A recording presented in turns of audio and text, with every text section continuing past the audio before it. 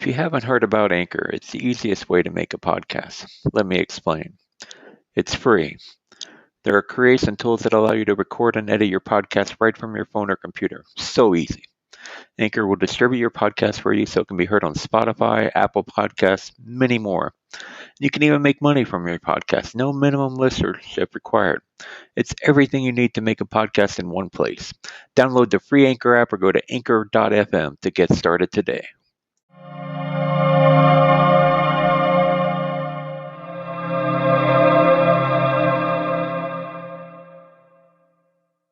Good day, everyone. Welcome to the Earth2.io podcast brought to you by E2.news. I'm Hazy. My name is Kangi. And we're going to talk to you about all things Earth2.io today.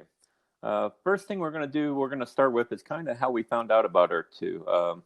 For me, I was kind of partaking in NBA Top Shots a lot. So I follow a lot of people on Twitter, and one of the NBA Top Shots bros was kind of talking about this Earth2 thing. He's like, it's another kind of NFT type thing. So I thought I'd go check it out. So I logged on, looked at it, and 2 hours later I had $200 and was clicking like a madman and making all kinds of mistakes. And we'll get into that a little bit later. But that was kind of my intro. It immediately appealed to me. Immediately it was something I thought was interesting, had potential, and I dug into it a little bit. I did actually read a few things before I clicked the buttons, but I still didn't click smartly. How about you, Kangi? Well, I actually found out about it because of my brother's friend had actually found out about it via a TikToker. So I was immediately very skeptical. As a cranky old man, I wasn't necessarily keen on that information route for this new investment. But my brother's friend and him invested early. I kind of watched what their properties were doing. And after about a week, this was early December, I got tired of watching them make money without me. So eventually I found out that one of the, basically I'm a huge fight fan, and an iconic arena in Japan was still available. And I thought, well, if I'm going to do this, I might as well do this by starting off with a very poorly shaped, poorly purchased plot of land in Saitama, Japan. So yeah, that was my introduction to Earth2, and I've been investing too much money in buying tiles ever since. Yeah, and that's kind of what this podcast is going to be about. We're going to kind of talk about all things Earth2. We'll do some news. We'll kind of talk about our experiences. We're both pretty big players. Both have some money, some skin in the game, so to speak. And we're also just basically, hopefully by the time we get more people involved listening to the show, we'll get some questions, some answers. We'll do some Q&As, and basically we just we love the Earth2 community, and we kind of want to have a show that people can put on their radio when they're driving into work or when they're running on their treadmill. Just something to listen to, because right now there's not a lot of Earth2 audio material out there. There's a lot of YouTube podcasts, a lot of YouTube stuff out there, but not a lot of audio podcasts. And we thought this would be a unique opportunity to kind of do that. Yeah, absolutely. I'm excited to get into this.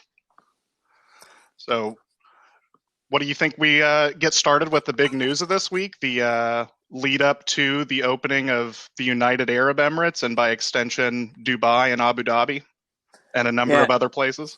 Yeah, and I know both you and I kind of took advantage of the marketplace leading into the UAE release, because people were trying to get rid of their properties to have money for Dubai.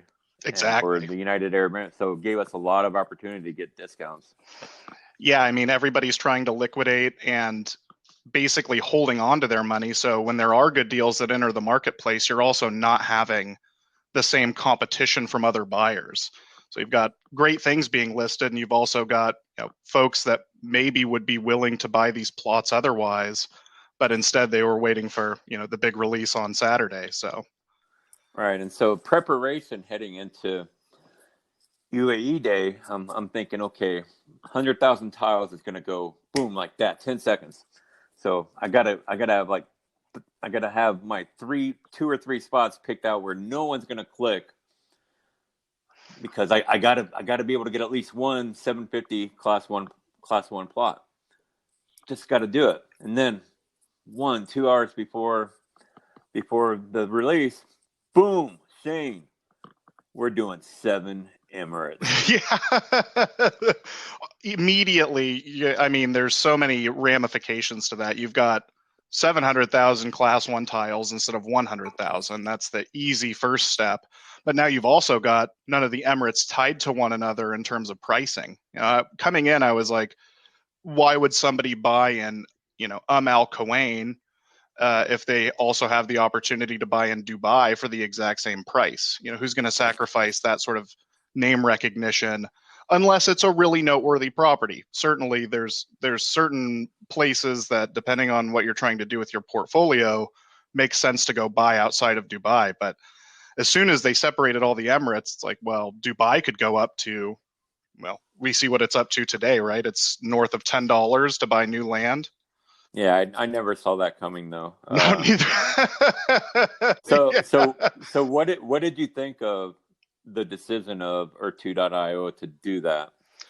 I mean, my initial reaction was that it didn't make sense from a consistency standpoint, just because Emirates, I'm no expert, but as I understand them, are not dissimilar to a state or to any other region within a country that's been split up. A province could also be an emirate, for argument's sake. So, it didn't make sense because, frankly, we see that example I was talking about happening with American tiles. Why would you go buy in rural Nebraska? No offense to our listeners there.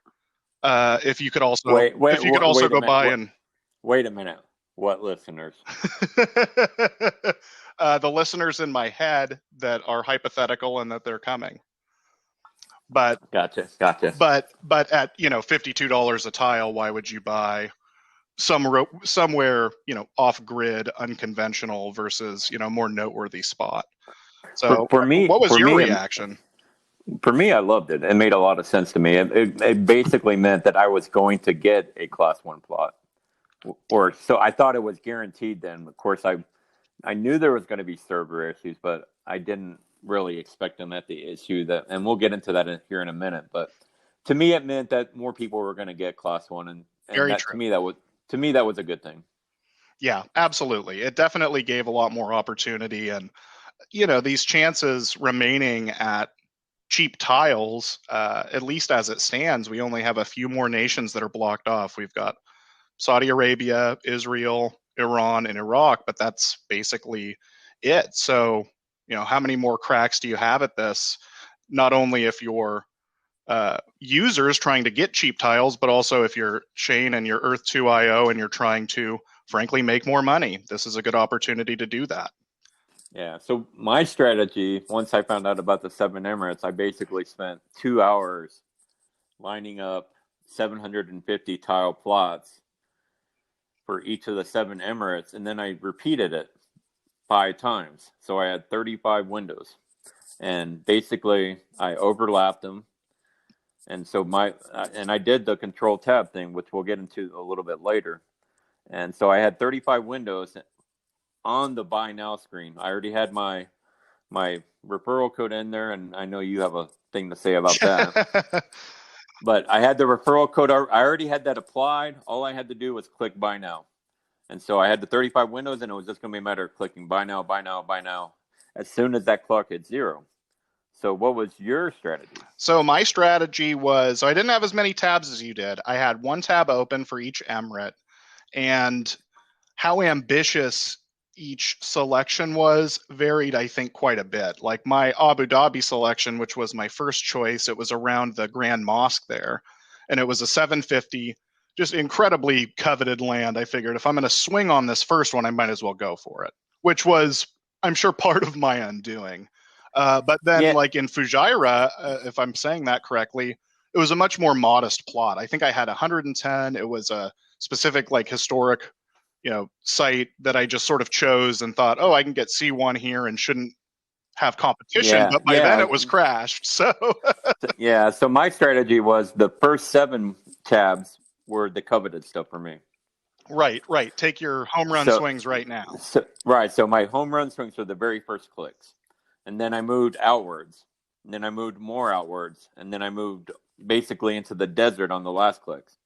And so my most coveted one, which ironically, I decided this. I'm like everyone's going to be clicking on Dubai the first click, Right. or Abu Dhabi the first click. So I'm going to go for this water park I read about that Kangi wrote about in his article. I'm glad I could help. So that was my very first click, and it happened to be one of the 4 that I ended up getting. So I didn't get any Abu Dhabi, didn't get any Dubai, and we're going to get into what actually happened once we started clicking. That countdown hit 0. I started clicking, and I got through all. I didn't even stop to look. I just clicked. I didn't, and all I saw was processing, and the servers crashed. Right. And that's basically what I had seen from my end as well, was I had seen processing. I was not re-clicking it because I was worried that I was either going to be charged multiple times or that the price would explode so quickly that by the time it processed, I'd be paying $8 a tile instead of 12 cents or whatever. So once the processing screen disappeared on I went back through and clicked again, and I actually think I got another one because I did that. Yeah, I wouldn't doubt it, because that's also what my brother did, and I think that's where both of you may have had your, path to success there, because I think you both did. Certainly there are people that had more tiles than both you and him had got, some through maybe some dubious means, but you dubious? Did. Like what? Well, we were, leading up to this, chief concern, aside from server stability, was, are we going to have bots buying up all of the Dubai before any human fingers could possibly compete with them? Yeah, and I honestly don't think that the bots were a problem, but something that potentially was, and I'm still not sure this is what happened. I mean, it's possible this guy was just a mad genius, but and I mean, my good boy Meta actually thinks this guy's legit. So I mean, if Meta thinks the guy's legit, I tend to lean a little bit more that way because he's not stupid. Right, and this is ultimately, for me, I don't have any insight into what it really looks like. Certainly, the developers, the folks at Earth2.io, might be able to glean a lot more information. So it just looks bad to me from the outside looking in. Yeah, so let's kind of explain for people that aren't aware. One person was able to get 42 properties, right, in the 60 to 90 seconds before the servers crashed. When people like myself, your brother, we were able to get maybe between 4 to 6. Tech Ops, I believe, he got 7. So, I mean, and we were doing the same thing. Right. So how can one person get 42 compared to 4 to 7 for everyone else? And I mean, the way he explained it, he alt tabbed and just clicked the mouse like a madman. So he might have, what Meta was saying is he just held the alt tab down and cycled through and just clicked the buttons and didn't even. So that was fast. That was definitely a method I didn't take. I was actually making sure I was on the buy now button and clicking. And it took me. I see.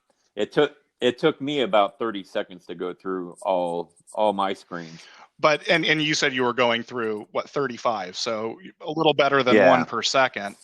But that's what blows me away, is just the sheer number. Like, I knew there were going to be winners and losers. Maybe not to the degree that there were, but I knew there'd be some people that got 1 plot and some people that got 8 or 9 or whatever it was. But just that number is so staggering. And the other thing that caught me off guard was somebody had actually posted it in the Earth2 official Discord after like the first outage, and at that point the person had already had, it was either 12 or 14 like C1 or class 1 750 tile plots. So it's just not all like every way. And to his credit, he did take a good strategy. He did not go city center. He went out. Fair. He went to rural areas and outskirts where there would be no potential for overlap. That's very true. And I'm sure the ones the reason I didn't get any Abu Dhabi or Dubai was because I was going for 750. Right, and my brother did get some. I think the Dubai he got was class 2, but he got C1 Abu Dhabi, but he wasn't choosing 750 plots. So he didn't get anything above, I believe, 400 tiles. So I think that also assisted him. He also did the cheeky thing that maybe other people could consider trying next time there's a big land rush, which is he removed my referral code. So, No, so you know, I told you to use mine. so shows you, you know, blood is thicker than water. Well, Dubai tiles conquer all. That's right. That's right. So I got four. I ended up through the two server crashes. I ended up getting four 750s. And how'd you end up doing? So I got a 50 tile class 1 in Al Quwain. And then I was actually at the coast at the Pacific Ocean with a dog, and dog got sick, so we had to bail. So I didn't have a great opportunity to. Wait a minute, dude.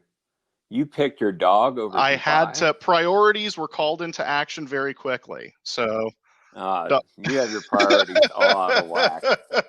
The good news is the dog is okay, and I was able to get That's good. That's get good. at least class 2 and class 3 in every emirate after the fact, and then also was the beneficiary of a sweetheart deal from Hazy in Al Quwain. So we're now neighbors. We're now 750 tile neighbors.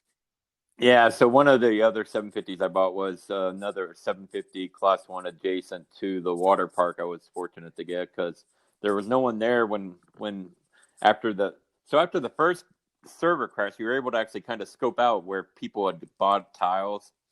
And so I'd seen no one had bought anywhere near the water park, so I just plopped 750 down there and I was able to snag that pretty easily. That's something that I was curious about, is in those additional waves, were you able, you know, was the map at least updating in real time and showing you? Okay, because see, that was something I wasn't, based on, you know, my own personal conflict. I was wondering how that was going. Yeah, and actually Dubai and Abu Dhabi prices had updated, so you knew you were going to be paying like almost $2 a tile. So I only had like one. I only went for one window on those on the second try just because I didn't. I was afraid of the price going up to $4 or $5. Because at that point, because I knew there was some speculation. You know, will the price consistently be increasing with these purchases? Like, basically, will it catch up, or, you know, will X amount of tiles sell at that 10 cents before it jumps up? But to your point, I do remember seeing, you know, at one point I got Abu Dhabi to kind of load up, and it was already showing 70 cents. And this was not very long after that first crash. So yeah, I was. So one interesting thing to know was while the servers were crashing, if you went into the Discord, it was absolute mayhem. Man. Yeah, I felt so they ended up going to like a 5-minute or 10-minute timer. It was something ridiculous. And even with that timer, still dealing with chaos. Even with that timer, people were copying the same long message about Earth 2 is a scam. You guys are idiots. You all suck. And people were just copy pasting that and just filling. I quit looking at it. It was just giving me a headache, so. Just brutal walls of text. There's also So I just went to the GG live stream and started watching them, and that was way better. Yeah, I had seen, you know, in the first announcement Shane made after UAE had opened, it was like the first time I've ever seen one of his announcements get a bunch of like sarcastic emoji reacts. Like, wow, that's a good barometer for the current state of the Earth 2 user. Basically every one of his announcements is rocket ships, dancing Kirby's, you know, positive things. Yeah. This was all like clowns, and yeah, it was people were mighty upset in that first hour or two.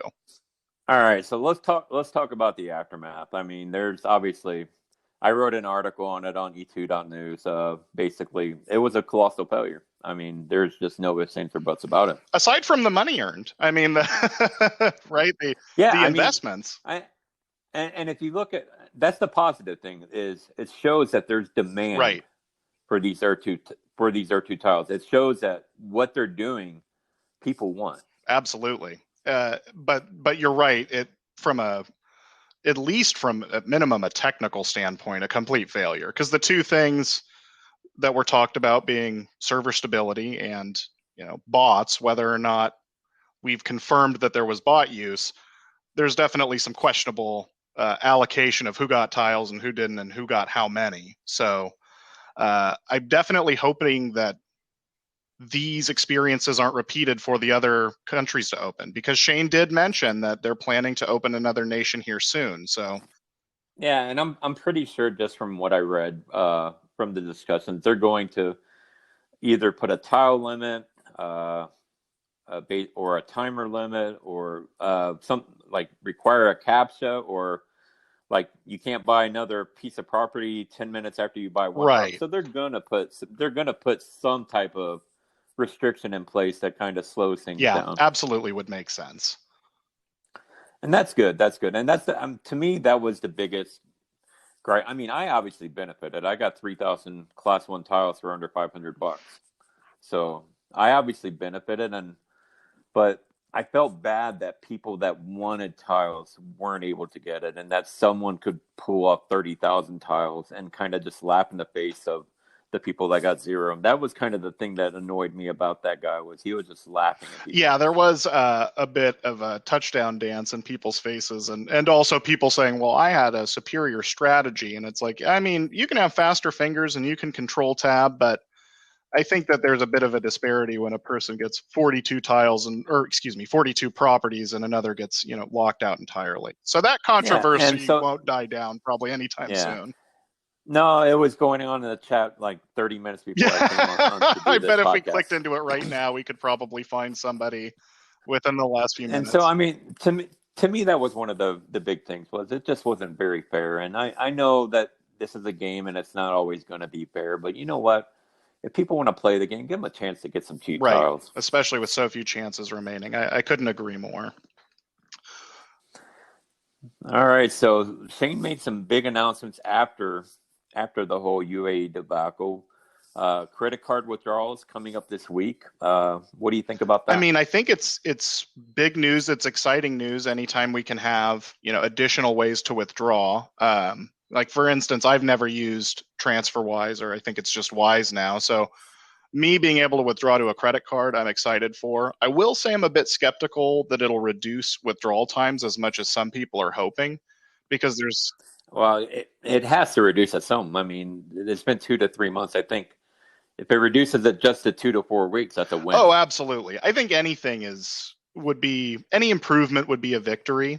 I just don't know how much of the current processing times are a function of the required background checks. Making sure you're doing your OFAC checks and that it's not being used for money laundering can actually be pretty time consuming. So honestly, I think the processing times has to do with just a lack of customer support. Oh yeah, you may be right about that. And at least we do have the staffing announcement that Shane made. It'll take some time to get those folks trained, I'm sure, but that is an exciting step. Right.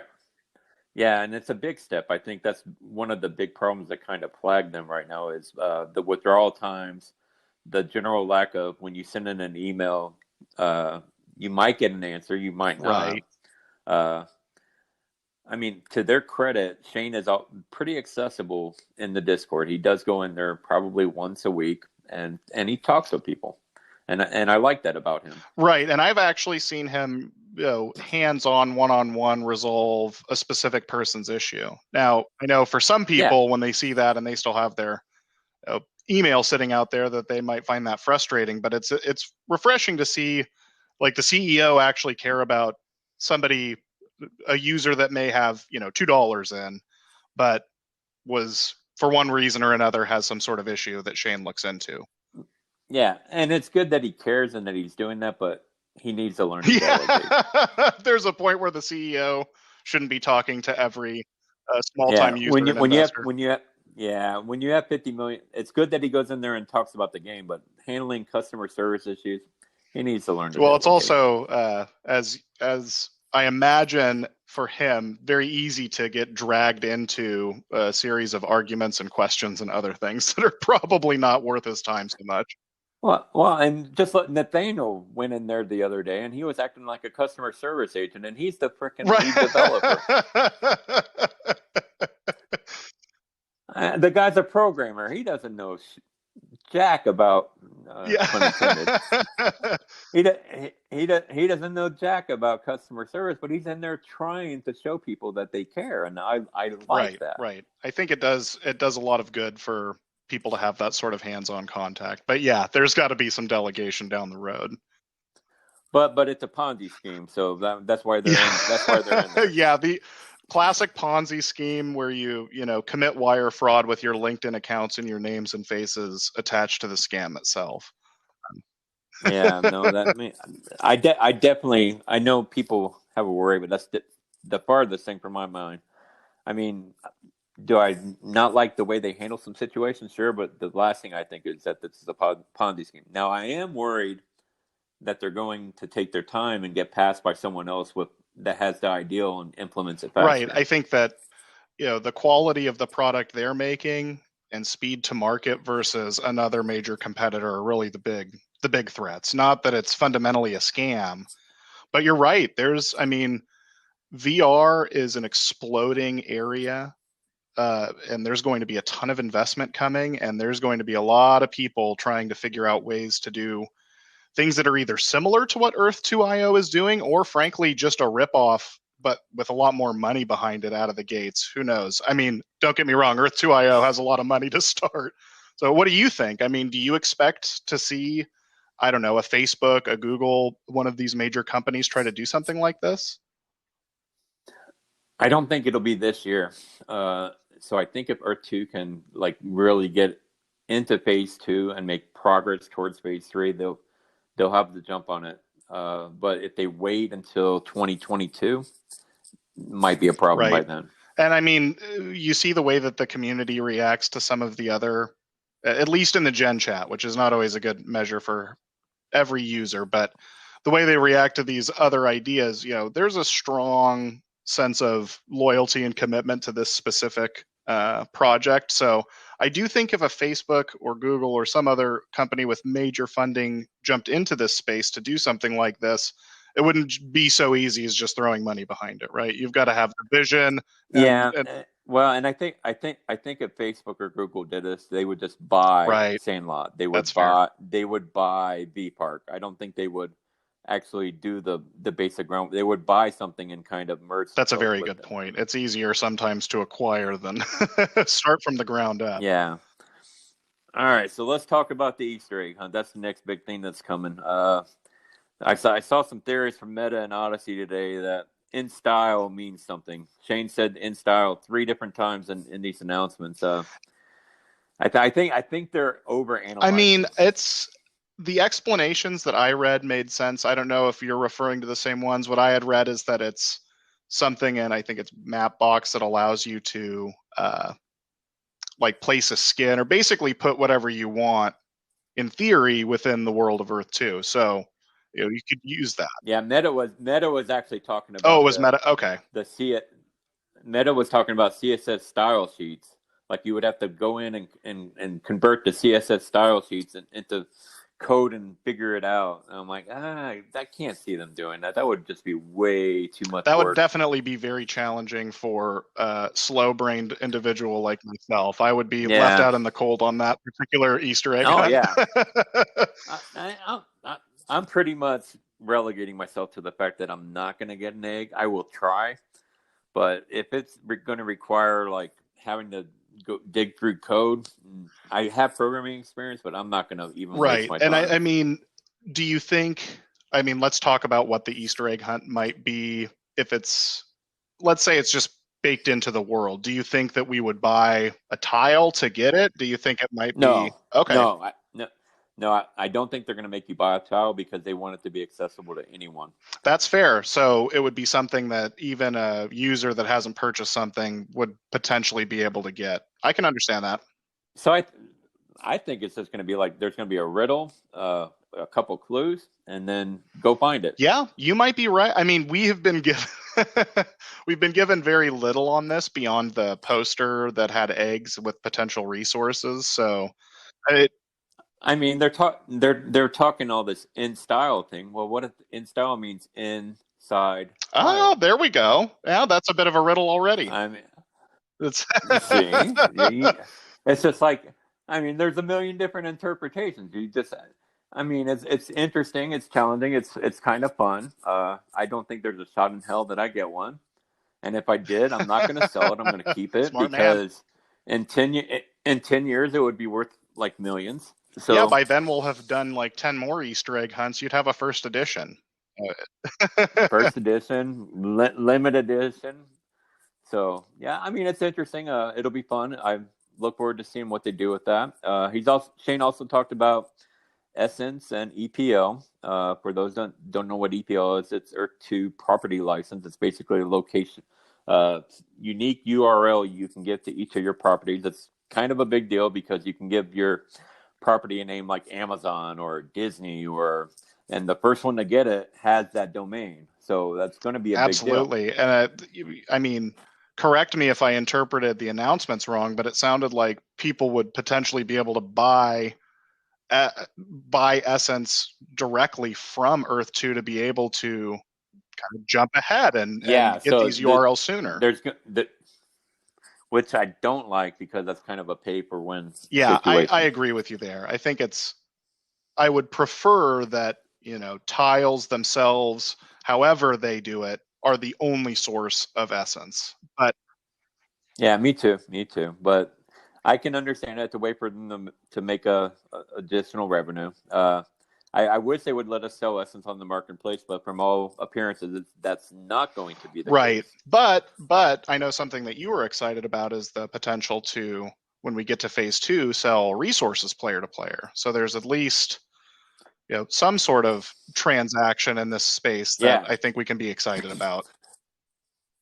Well, and we've talked about this before, but that's one of my big strategies is just size matters. So for me, the number of tiles I have matters. So I've just been buying big plots everywhere, just all over the place. Just so resources. Like I don't have London. I don't have New York City. I don't have Los Angeles. I don't have Paris. I don't have any of those big high-end cities where everyone's going, where the foot traffic exists. I have class 1 tiles in the middle of nowhere that were cheap, but if I can get the resources and I can sell them, it's going to be a strategy that pays off big time. Now you took the to a degree, yeah. I definitely have been interested in the higher footfall areas, but that said, I've been the same as you in that I'm not in these major cities. Sometimes I have a few tiles there, but I'm really not represented in, like you said, Paris, Tokyo, Los Angeles, Manhattan. I don't have anywhere in any of those spots, but I did buy, in certain countries, some monuments that from a resource perspective don't really have value. I know that we've been told that all tiles will have resources, but compared to, say, gold mine, a random statue in Italy is not going to give you that same sort of baked in resource. So yeah, and I'm actually interested to see how actual mines correlate to like a random piece of land in, say, a farmland. Like, it's what kind of resources a farm going to generate? What kind of resource will a tile on top of a gold mine generate? What about a tile that's 100 yards from a gold mine? So I have like little tile plots all over these different situations, and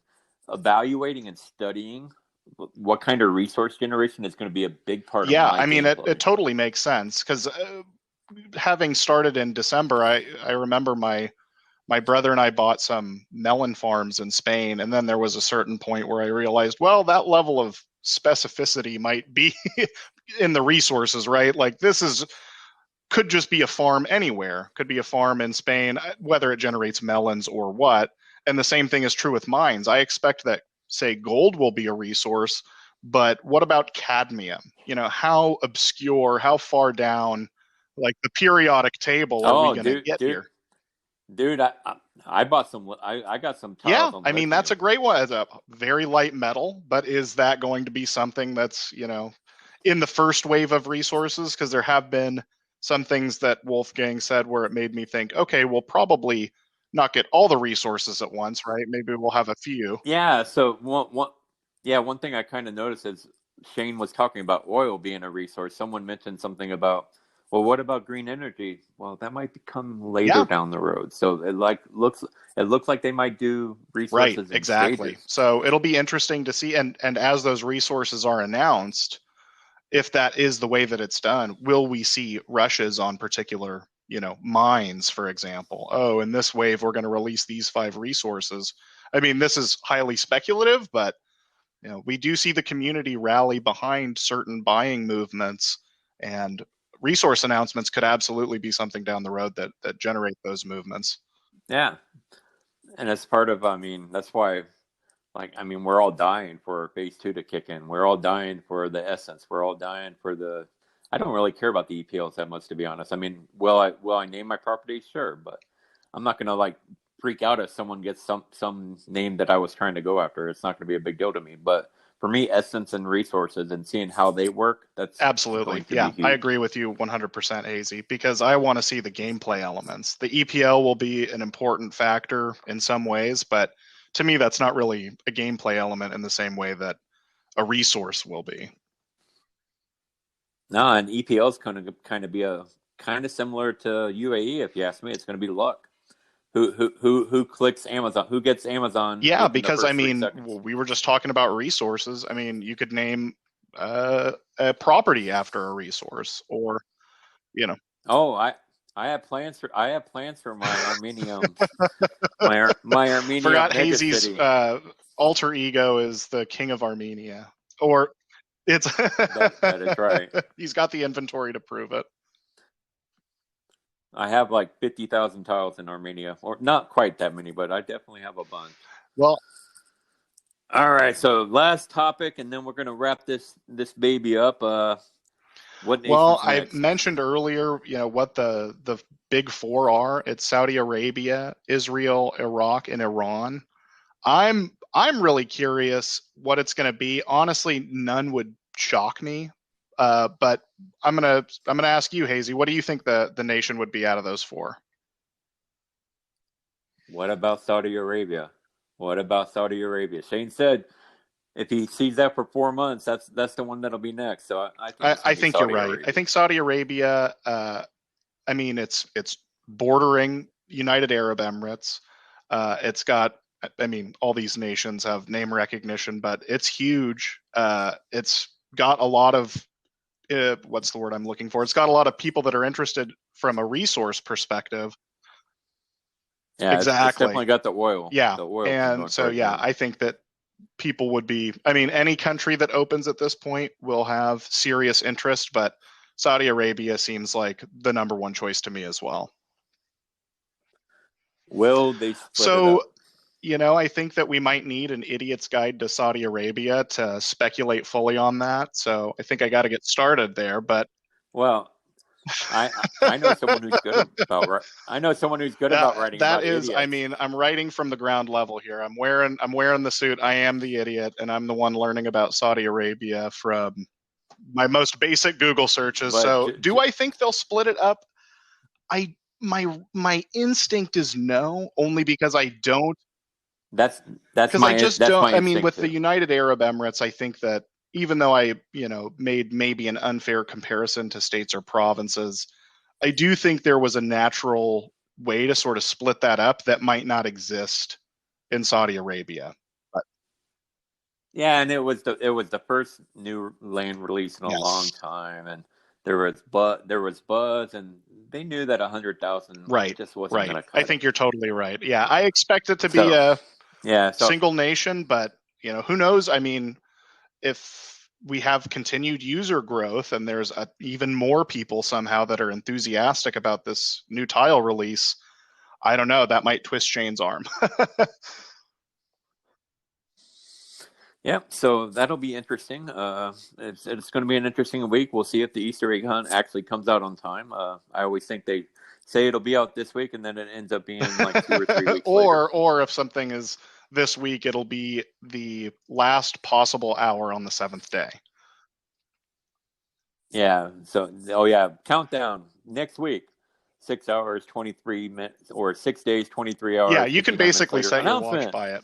But they are often on time. I will give them that. All right. Any No, closing I thoughts mean, there, good luck Kangy? to everybody that's out there on the marketplace. I think that, coming this week, Hazy, I don't know what your thoughts are. I expect to see Class 1 continue to move. I just think that that's sort of the natural. Uh, Oh yeah, and I yeah. did want to talk about that real quick. So I did sell you the one piece in Al Quain. um Yes. I just call it And so I did sell you that for 450. It cost me like I got that on the second way, so it cost me a little bit over 100. But I did sell a 750 in Amman pretty quickly. I listed it for 900, and it pretty much got snapped up. Almost like someone bid on it 600, contacted me on Discord, said up how much do you want for it? I'm like 900. He's like, I'll give you 750. I'm like, no, that's okay. I'll say no. And someone actually did the buy now like literally 30 minutes after that Discord conversation. So That's that went pretty impressive. quickly. That gives you a good idea for what the appetite was. So I paid $75 for that. Yeah, So that's a I pretty would good say. return on investment.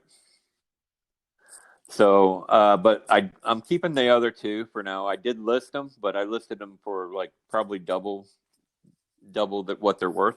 So if someone wants to pay that, you can have them. Otherwise, Yeah, I'm going to keep I them. mean, I think that because how many 750s do you have at this point? Do you know offhand?